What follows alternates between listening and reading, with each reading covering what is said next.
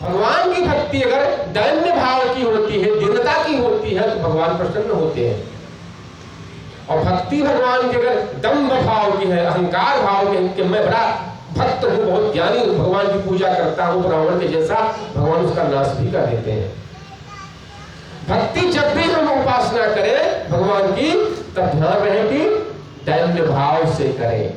भाव की प्रधानता है, भगवान भाव के भूखे हैं। जहां पर भाव काम करता है वहां पर हमारी बुद्धि काम नहीं कर पाती है, और जहां पर हमारी बुद्धि काम करती है वहां पर भाव काम नहीं कर पाता है।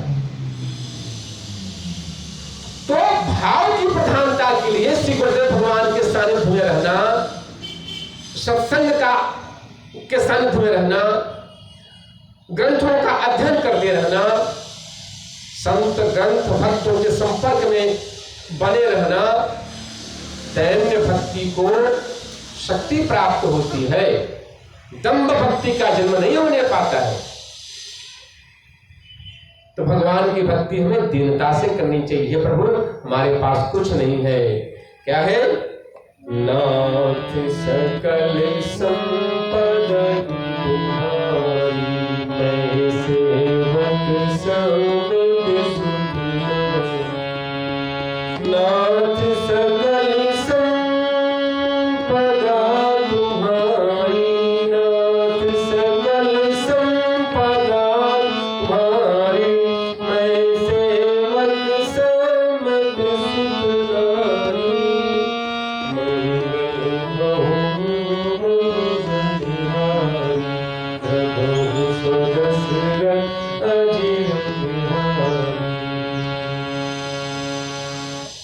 हे प्रभु, सब कुछ आपका ही है, मेरा तो कुछ है ही नहीं। हम भी आपके ही हैं भाई। हमारे ऊपर कोई होना चाहिए, हम जिसके सानिध्य में रहे, कोई बड़ा हो जिसके संपर्क में हम रहे, हमें ज्ञान देने वाला, हमें रोकने वाला, हमें टोकने वाला, हमें सिखाने वाला कोई होना चाहिए।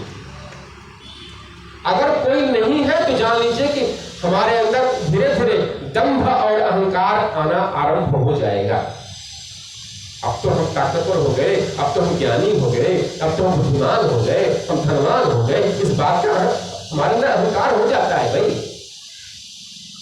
और अगर हमारे से बड़े कोई हैं तो हमें रोकते रहेंगे, टोकते रहेंगे, समझाते रहेंगे, नहीं ऐसा करो, नहीं ऐसा करो, ऐसा रहो, तो हमारे अंदर अहंकार नहीं आने पाएगा, दंभ नहीं आने पाएगा।